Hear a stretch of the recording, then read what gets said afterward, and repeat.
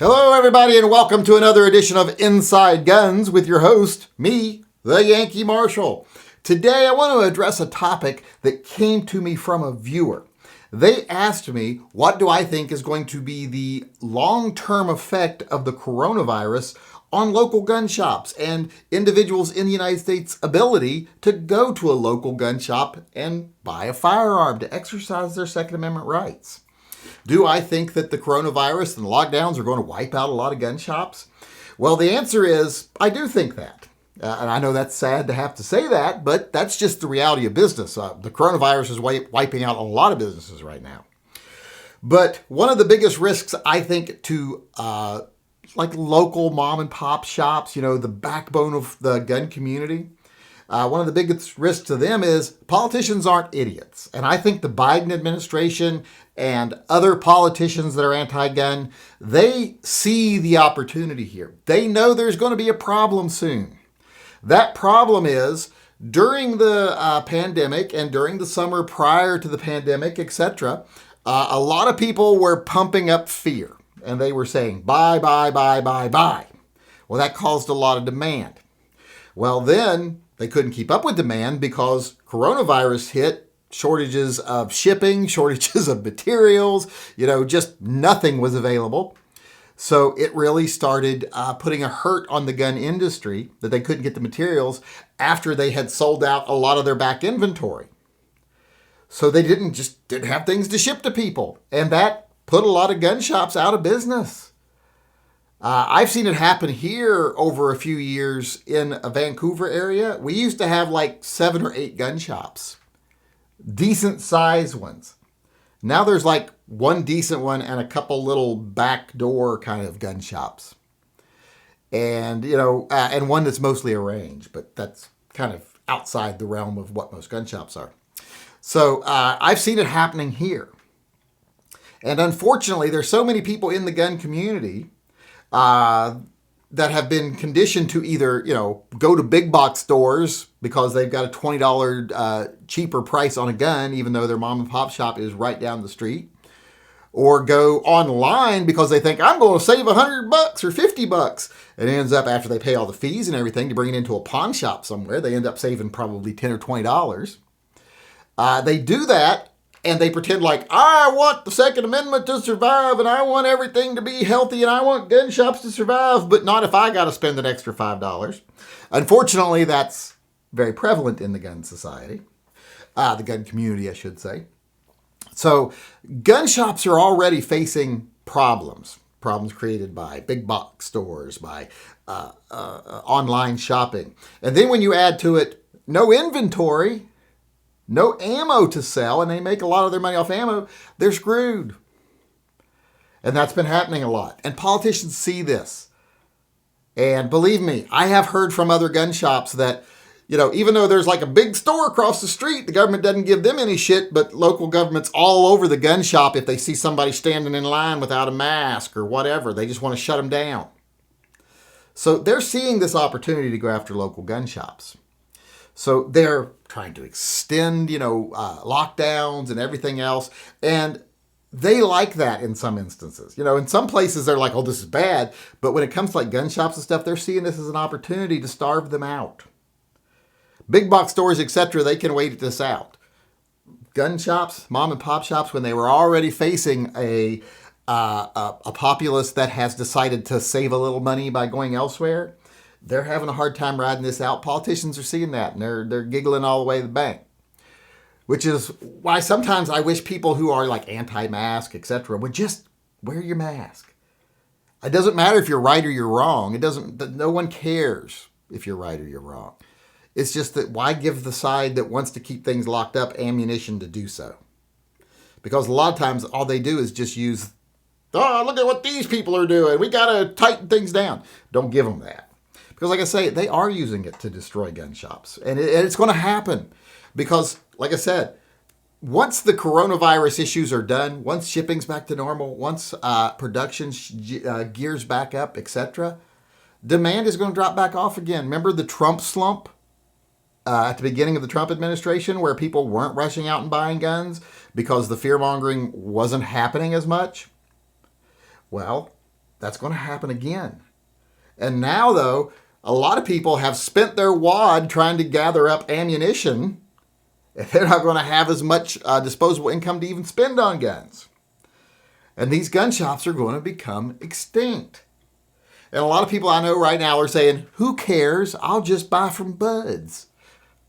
Well, here's the thing. The government wants it to get to where you just buy your gun from buds, because if you forgot, one of Biden's big things was, we need to stop these online gun sales where people can just go on the internet and buy a gun without even being there. Once they can get it to where there's not a network of local places to buy guns, they can easily screw gun owners with the stroke of a pen, saying no online gun sales. And wouldn't be hard even if they have executive orders to do that. And then if it was challenged, wouldn't be hard for a Democratic-controlled Congress to pass laws that say that. Because most Americans, I hate to break it to you, would go with it. Because they don't bother to look up facts. They don't know it's not true you can't buy a gun offline without a background check.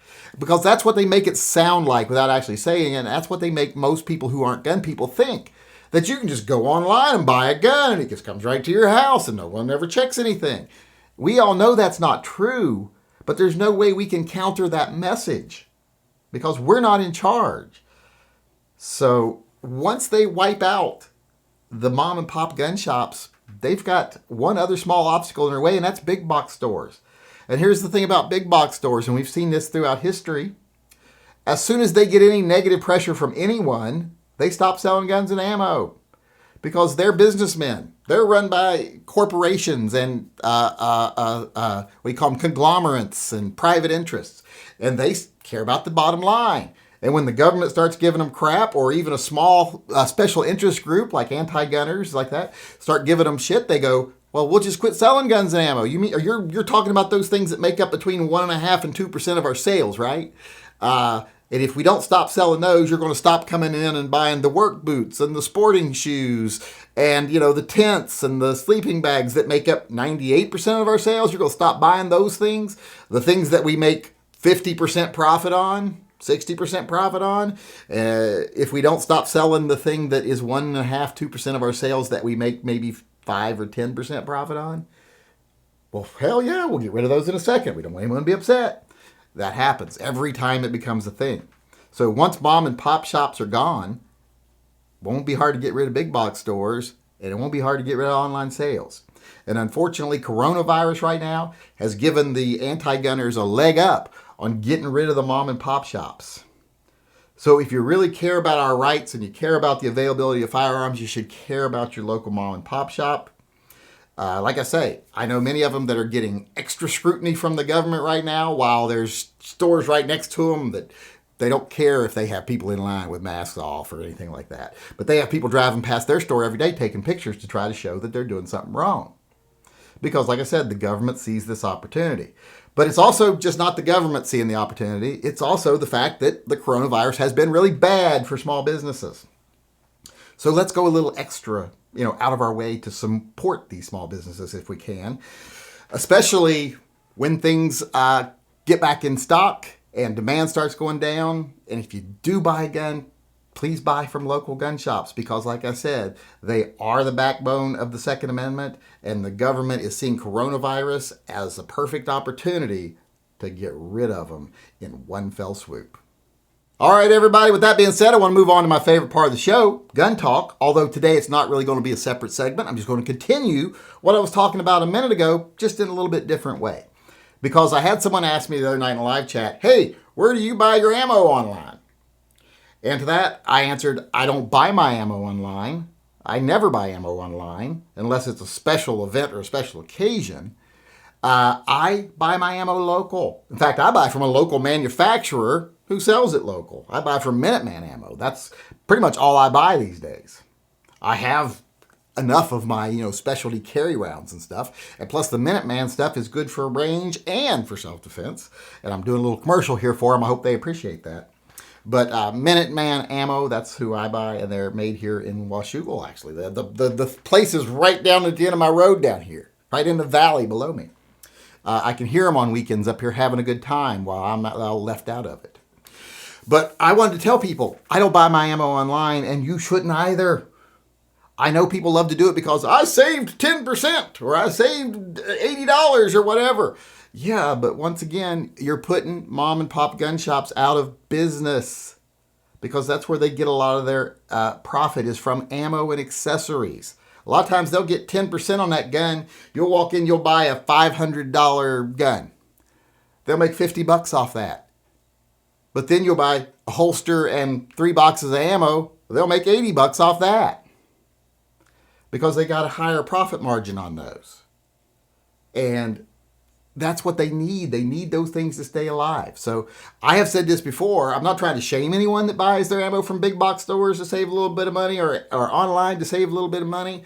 But if you live in an area where there are still small mom and pop shops, buy from them. Keep them alive. Now, I know a lot of people in here are going to say, my mom and pop shop's horrible and they price guns at 10 times what they're worth. Well, if that's true, well, then you're just in a really bad area, unfortunately, and I'm sorry that it's that way where you live, but that isn't the case in most places. And in fact, most places that I hear, this shop is horrible and they overprice everything and they're just assholes. I've been in those shops and things are not overpriced. They're probably like $40 more than you could possibly find it for online. And by the time you pay shipping or transfer fees, they're not that much more expensive at all. I just think a lot of people have stick up their ass because they walked into a gun shop and got told you don't know what the fuck you're talking about or you're not handling guns right. Get the fuck out of here. Because I believe me, I've seen so many people like that. I've been in a lot of gun shops and I've stood there every day thinking, this customer now, I would kick the living shit out of and then throw out of here. And I see that a lot. Where I seldom ever have been in a gun shop where I'm just like, this gun shop is horrible and so is everyone who works here. But there are some. I know some. There's the gun room over in Portland. Horrible place. Horrible people. If my choices were to buy online or buy from them, I don't know. It would be a tough decision. So I understand why some people are in a situation where they can't buy local. But if you can, don't make excuses. Buy your ammo local. Or at least buy from a small-time manufacturer. If you do buy offline, buy from a small manufacturer. That's always a better thing to do.